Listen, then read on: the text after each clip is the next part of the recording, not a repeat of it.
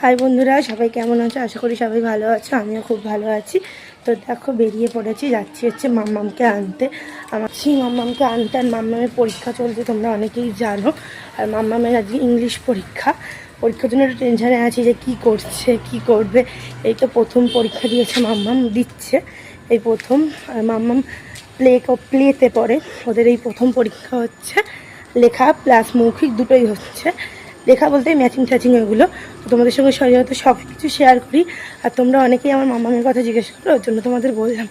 তো চলো, দেরি করেই বেরিয়েছি। দেরি বলতে 10 মিনিট আগেই বেরিয়েছি।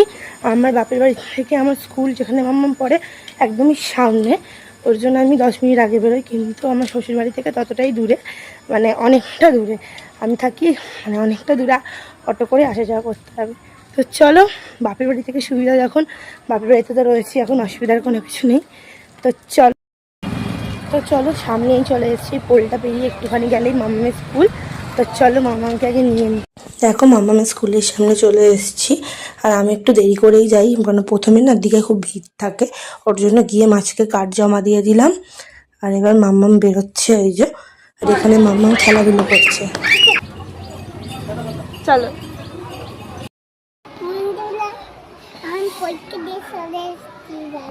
একটুখানি হাসো, টাটা করে দাও, বলো সবাই কেমন আছো।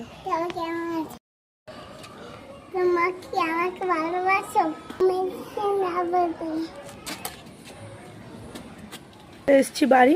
তো ঘেমে চান হয়ে গেছে, প্রচণ্ড রোদ, আজকেও বৃষ্টি হয়নি।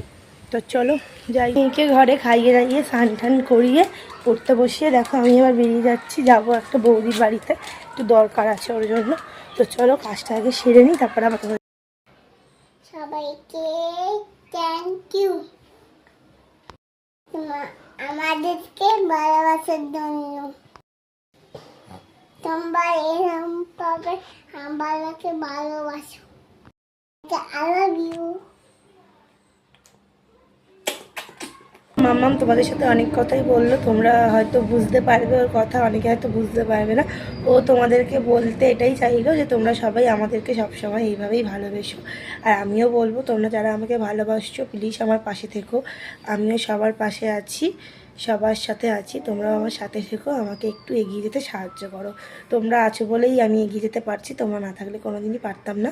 তোমাদের কাছে, সবার কাছে একটাই রিকোয়েস্ট, এইভাবেই পাশে থেকো। তো চলো আর বেশি কথা বলবো না, তোমাদেরকে দুপুরবেলার মেনুটা দেখিয়ে দিই। এখানে হচ্ছে পুঁই শাক, আলু, কুমড়ো, কাঁঠাল দানা দিয়ে একটা চচ্চড়ি। আর দেখো